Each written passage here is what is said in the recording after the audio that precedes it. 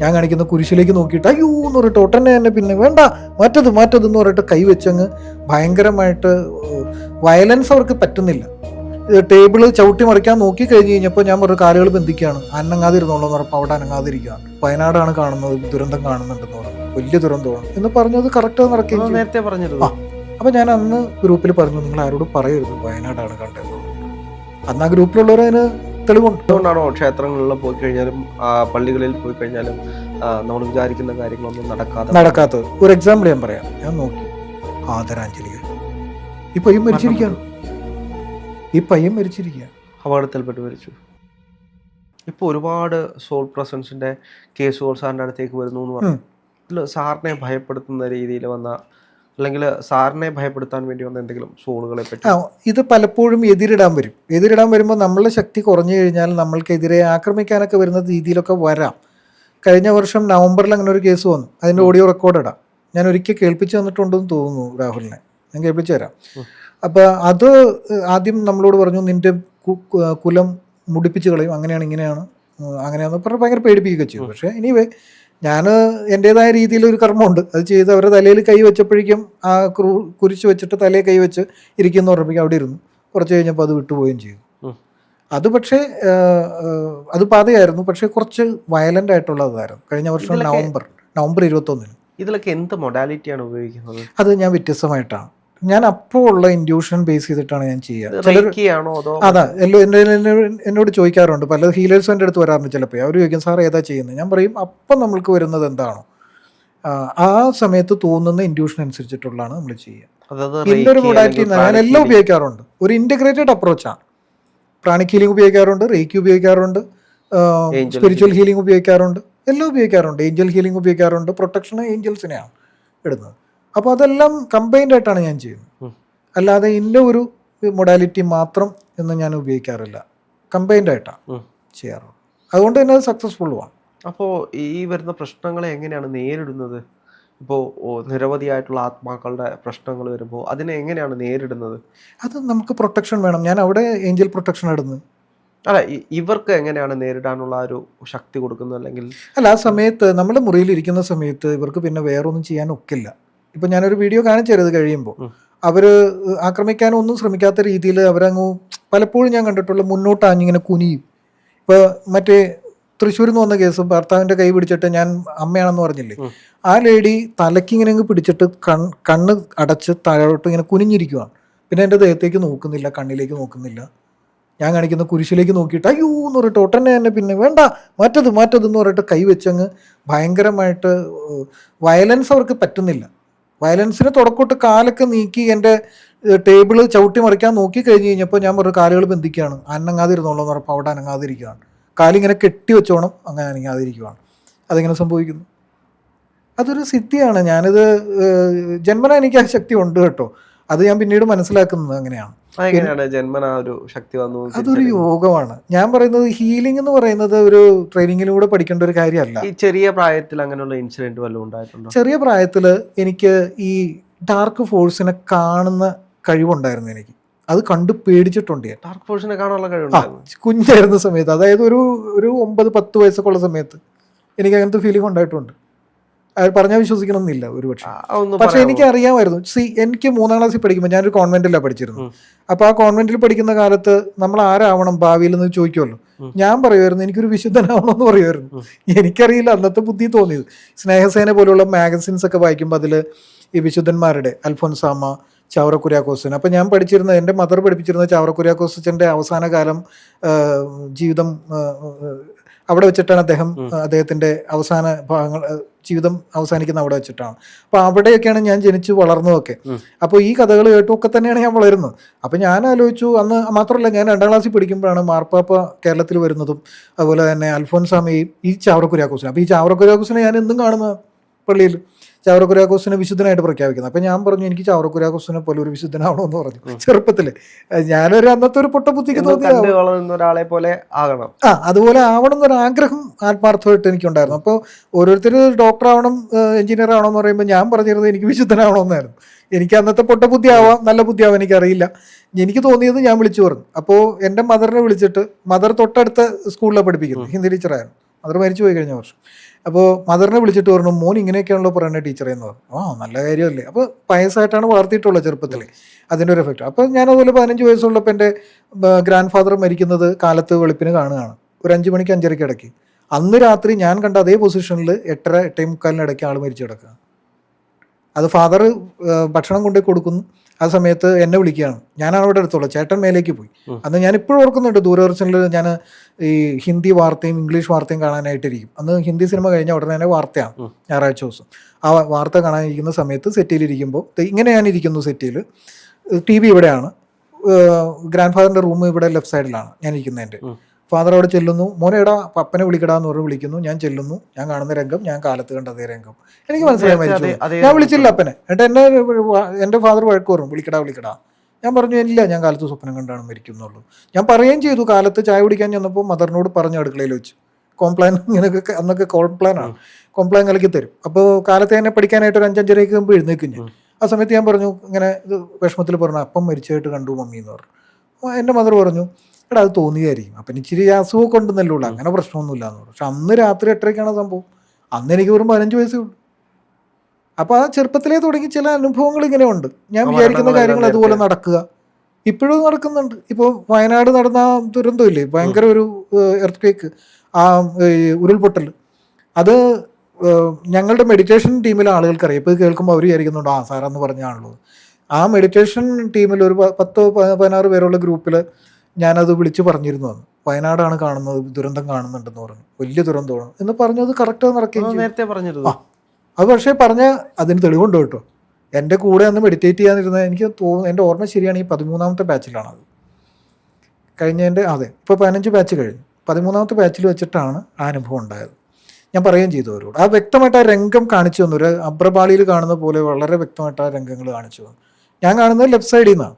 മലകളിലേക്ക് ഇടിഞ്ഞു വീഴുന്നു, കുന്നുകളൊക്കെ, പാറകളൊക്കെ ഉരുണ്ടു പോരുന്നു, വലിയ വലിയ തേക്ക് അതുപോലെയുള്ള മഹാഗണി പോലെയുള്ള വൃക്ഷങ്ങൾ കടപുഴകി പോകുന്നു.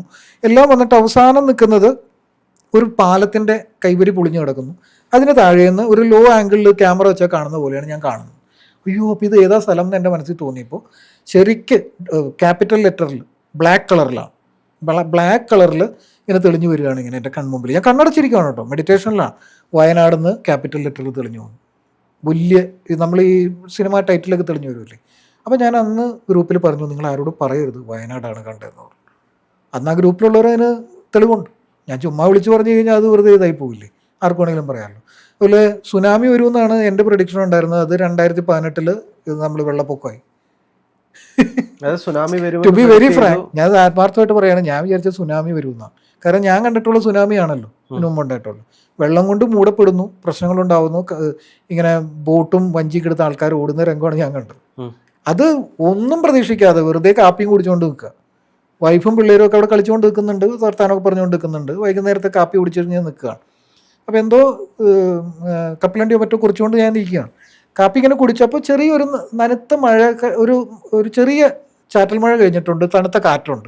ഈ കാറ്റ് വന്ന് എൻ്റെ നെറ്റിക്ക് ഇങ്ങനെ നല്ലതായിട്ട് ഇങ്ങനെ അടിക്കുമ്പോൾ ഞാനിങ്ങനെ എൻജോയ് ചെയ്ത് ഇങ്ങനെ ചിരിച്ചുകൊണ്ട് കുടിക്കും. ഞാൻ എന്തും ആസ്വദിച്ച് കുടിക്കുന്ന ഒരാളാണ്, എന്ത് കഴിച്ചാലും ആസ്വദിച്ച് കഴിക്കുന്ന ഒരാളാണ്, സമയമെടുത്ത് ചെയ്യുള്ളൂ. അപ്പോൾ ഞാനിങ്ങനെ അതിങ്ങനെ അതിൻ്റെ മധുരമൊക്കെ നുണഞ്ഞിങ്ങനെ ആ കാപ്പിയുടെ രുചിയൊക്കെ ആസ്വദിച്ച് ഇങ്ങനെ നിൽക്കും. പെട്ടെന്ന് ഒരു രംഗം ഇങ്ങനെ തെളിഞ്ഞു വരികയാണ്, ഈ പറയുന്ന രംഗം. വെള്ളം കൊണ്ട് ഇങ്ങനെ ചുറ്റപ്പെടുന്നു, ആളുകൾ അലമുറയിട്ട് ഓടുന്നു, പെട്ടെന്ന് വഞ്ചി ഇറക്കടാന്ന് പറയുന്നു, വഞ്ചി ഇറക്കും, അങ്ങനത്തെ ഒരു രംഗം അങ്ങ് തെളിഞ്ഞു വന്നു. അപ്പോൾ ഞാൻ വിചാരിച്ചാൽ എടി സുനാമി വരുമെന്ന് തോന്നുന്നു, നിങ്ങളുടെ വൈഫിനോട് പറയുകയും ചെയ്തു.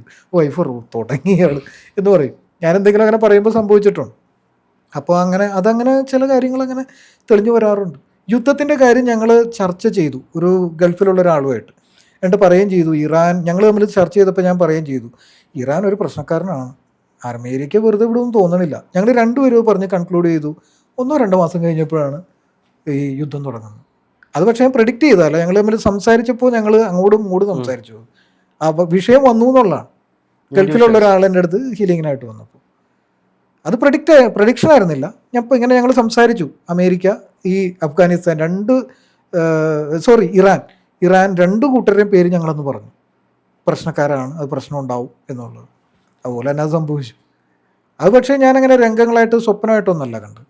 ചില കാര്യങ്ങൾ സ്വപ്നം കാണാറുണ്ട്, സ്വപ്നം കണ്ടതുപോലെ തന്നെ നടക്കുക. ഞാനൊരു 12 കാണുന്ന സ്വപ്നങ്ങൾക്ക് എന്തെങ്കിലും അർത്ഥമുണ്ടോ? അത് സാധാരണപ്പെട്ട ഒരുപാട് ആളുകൾ സ്വപ്നം കാണാറുണ്ട്. സൈക്കിക് എബിലിറ്റി ഉള്ളവർ കാണുന്ന സ്വപ്നത്തിന് അർത്ഥമുണ്ടാവും. ഇപ്പോൾ അയ്യർ ദി ഗ്രേറ്റ് എന്ന് പറഞ്ഞ സിനിമ ഞാൻ എൻ്റെ 12ാമത്തെ വയസ്സിൽ ആണ് കാണുന്നത്. അത് ദൂരദർശനിൽ അത് വന്നപ്പോൾ അതിൻ്റെ ആദ്യം മുതൽ അവസാനം വരെ കണ്ണിമ വെട്ടാതെ കണ്ടുകൊണ്ടിരുന്ന ഒരാളാണ്. അപ്പോൾ ഞാൻ ആലോചിച്ചുകൊണ്ട് ദൈവം ഇതുപോലൊരാളാവണോ ഞാൻ, അല്ലേ, അതുകൊണ്ടല്ലേ ഇങ്ങനെ സംഭവിക്കുന്നത് എന്നൊക്കെ എനിക്ക് പലപ്പോഴും തോന്നിയിട്ടുണ്ട്. ഇനി പ്രകൃതി നമ്മൾ പ്രാർത്ഥിച്ചാൽ കേൾക്കുമെന്നുള്ള ഉറപ്പാണ്. നല്ല വരൾച്ചയുള്ളപ്പോൾ പ്രാർത്ഥിച്ചാൽ മഴ പെയ്തിട്ടുണ്ട്. അതൊക്കെ പോസിബിളാണ്, ഇല്ലാത്ത കാര്യമൊന്നുമല്ല. പക്ഷേ പണ്ട് യാഗങ്ങളായിരുന്നു അതെ. യാഗങ്ങൾ നടത്തുമ്പോഴും അവിടെ ഒരു ഇൻറ്റൻഷനാണല്ലോ ചെയ്യുന്നത്. പിന്നെ അതിൽ അർപ്പിക്കുന്ന വസ്തുക്കളുണ്ടല്ലോ, അതൊക്കെ വളരെ ഹൈലി പവർഫുൾ ആയിട്ടുള്ളതാണ്. അതിനൊരു യഥാവിധി ഇപ്പോൾ ഒരിക്കൽ ഇതിൽ റിസർച്ച് തന്നെ നടത്തിയല്ലോ നമ്മുടെ നാട്ടിൽ. വളരെ വർഷങ്ങൾക്ക് മുമ്പ് ആ യാഗത്തിനൊരു പേര് പറയുമല്ലോ, മഴ പെയ്യാൻ വേണ്ടി ഉള്ളൊരു യാഗം നടത്തിയല്ലോ, പെട്ടെന്ന് ആ പേരങ്ങ് ഓർക്കുന്നില്ല. ആ യാഗം നടത്തിയപ്പോൾ സയൻറ്റിഫിക് ടീം വന്നിട്ട് നോക്കി. പക്ഷേ ആ ഹവനത്തിന് ഉപയോഗിക്കുന്ന സാധനങ്ങൾ അതും ഇതൊക്കെ അവർ റിസർച്ച് നടത്തിയപ്പോൾ അത് ചെല്ലുമ്പോൾ മഴ പെയ്യുന്നു. അതാണ്. അപ്പോൾ ഇത് പണ്ടത്തെ കാലത്ത്, ഈ പുരാതന കാലത്ത് യാഗങ്ങൾ ഇതൊക്കെ വിശ്വസിക്കാൻ കാരണം എന്താണ്? അതിന് ഫലം ഉണ്ടായിരുന്നു, അതിനുള്ള കഴിവുള്ള ആൾക്കാരും ഉണ്ടായിരുന്നു. ഇന്നിപ്പോൾ വിശുദ്ധി നഷ്ടപ്പെട്ടു. ഇപ്പോൾ നമ്മുടെ ക്രിസ്ത്യൻസ് ആണെങ്കിലും അമ്പലങ്ങളിലാണെങ്കിലും പൂജാരിമാരാണെങ്കിലും ഒക്കെ തന്നെ മൂല്യച്യുതി വന്നു കഴിഞ്ഞു. അതുകൊണ്ട് തന്നെ ഇപ്പോൾ ക്രിസ്ത്യൻസിൻ്റെ അതുകൊണ്ടാണോ ക്ഷേത്രങ്ങളിൽ പോയി കഴിഞ്ഞാലും പള്ളികളിൽ പോയി കഴിഞ്ഞാലും നമ്മൾ വിചാരിക്കുന്ന കാര്യങ്ങളൊന്നും നടക്കാത്തത്? ഒരു എക്സാമ്പിൾ ഞാൻ പറയാം. എൻ്റെ അടുത്തൊരു പയ്യൻ വന്നു പാലക്കാട് നിന്ന്, ഒരു RC കുടുംബത്തിൽപ്പെട്ട, അതായത് പാലായിൽ നിന്ന് പണ്ട് കാലത്ത് അവിടേക്ക് പലായനം ചെയ്ത് ഈ കൃഷിഭൂമിയായിട്ടൊക്കെ പല തട്ടുകളായിട്ട് തിരിച്ച് കുന്നുകളൊക്കെ വെട്ടിപ്പിടിക്കുന്ന പരിപാടി ഉണ്ടല്ലോ പണ്ട്. അങ്ങനെ വന്നൊരു ഫാമിലിയാണ്. അവൻ വന്നു കഴിഞ്ഞ് ഞാൻ പറഞ്ഞു, നല്ലൊരു പയ്യൻ, നല്ല ഇമ്പ്രഷനായിരുന്നു. ഞാൻ പറഞ്ഞു, മോനേടാ നിൻ്റെ വീടിൻ്റെ ഫോട്ടോ ഒന്ന് അയക്കണമെന്ന് പറഞ്ഞു. അവൻ പോയിട്ട് വീടിൻ്റെ ഫോട്ടോ അയച്ചപ്പോൾ ഞാൻ പറഞ്ഞു ഡേഞ്ചറസ് ആണ്, സൂക്ഷിക്കണം എന്ന് ഞാൻ പറഞ്ഞു. അപ്പോൾ അവൻ പറഞ്ഞു, സാറേ എന്നാൽ ഞാൻ വരാൻ കേട്ടോ, എന്തായാലും ഞാൻ വരും എന്ന് പറഞ്ഞിട്ട് പോയി. നല്ലൊരു ഇമ്പ്രഷനുള്ള പയ്യൻ, ഞാൻ മറക്കത്തില്ല അവൻ്റെ മുഖം, അതുപോലൊരു മുഖമുള്ളൊരു പയ്യൻ. എനിവേ അവൻ പോയി കഴിഞ്ഞ് പിന്നീട് അത് കഴിഞ്ഞ സെപ്റ്റംബറിലാണ്, 2025 സെപ്റ്റംബർ 18-ാം തീയതിയാണ് അവൻ വന്നത്. കാരണം എന്താ വെച്ചാൽ അവൻ്റെ വോയിസ് മെസ്സേജ് ഞാൻ കേൾപ്പിച്ചു തരാം, എൻ്റെ വാട്സപ്പിൽ കിടക്കുന്നുണ്ട്.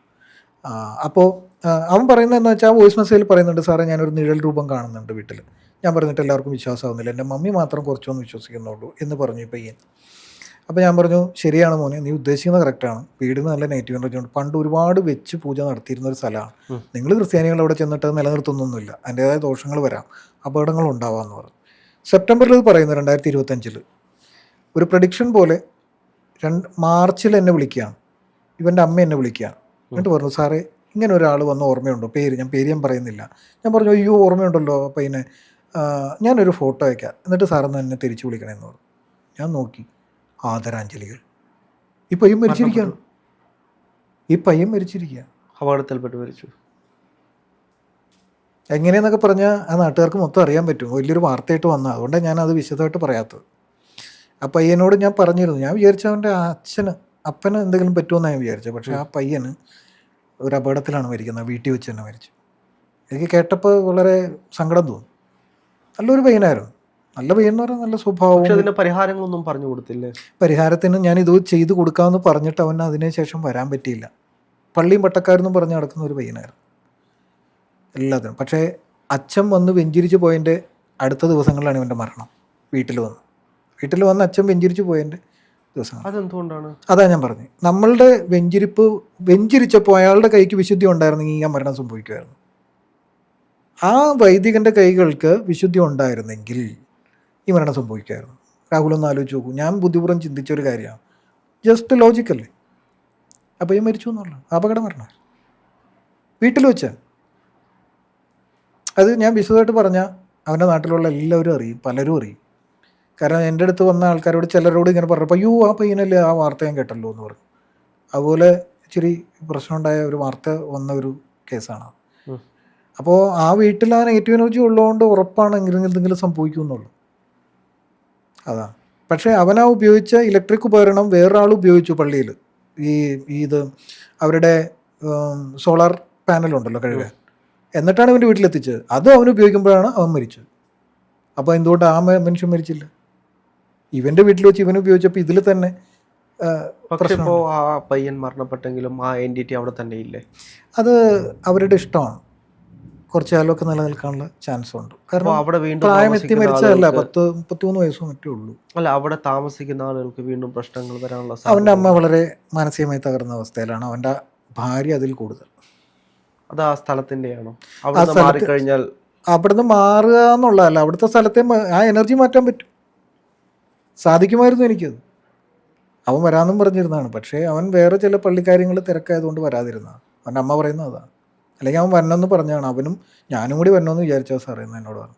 പിന്നെ അവൻ്റെ പെങ്ങൾ എന്നെ വിളിച്ചു, അവൻ്റെ അവസാനം വിട്ട മെസ്സേജുകളൊന്നും, സാറിന് വന്ന മെസ്സേജുകളൊന്നും അയക്കാമോ, ഞാൻ അയച്ചു കൊടുത്തു. ഉം. അപ്പോൾ അത് നമ്മൾ എനിക്കറിയാമായിരുന്നു അവിടെ എന്തെങ്കിലും ഒരു കാര്യം സംഭവിക്കാൻ പോകുന്നുണ്ടെന്ന്. ചില കേസുകളിൽ നമുക്കങ്ങനെ തെളിഞ്ഞു വരും. അതാ, അപ്പം അതും സംഭവിച്ചിട്ടുണ്ട്. അതാ ഞാൻ പറഞ്ഞത്, ഇത് ഹീലിംഗ് എന്ന് പറയുന്നത് വെറും ഒരു കുട്ടികളെയല്ല, വളരെ ഉത്തരവാദിത്തമുള്ള പണിയാണ്. ആളുകളെ പറ്റിക്കാൻ വേണ്ടി ചെയ്യേണ്ട ഒന്നല്ല. കാശുണ്ടാക്കാൻ വേണ്ടി, കാശുണ്ട്, അതിന് തീർച്ചയായിട്ടും കാശും വരും. നമുക്ക് പ്രസിദ്ധി ആർജിക്കുമ്പോൾ നമ്മളുടെ കാര്യങ്ങൾ ഓക്കെ ആണെന്ന് കാണുമ്പോൾ ആളുകൾ നമ്മുടെ അടുത്ത് വരും. പക്ഷെ അതിലൊന്നും അഹങ്കാരിക്കാതെ നമ്മൾ വളരെ വിനയപൂർവ്വം നമ്മൾ മുന്നോട്ട് പോവുകയാണെങ്കിൽ നമ്മുടെ ഗുരുക്കന്മാരും ദൈവിക ശക്തിയും പ്രപഞ്ച ശക്തിയും നമ്മുടെ കൂടെ നിൽക്കും, ഉറപ്പാണ്. എൻ്റെ അനുഭവം അതാണ്.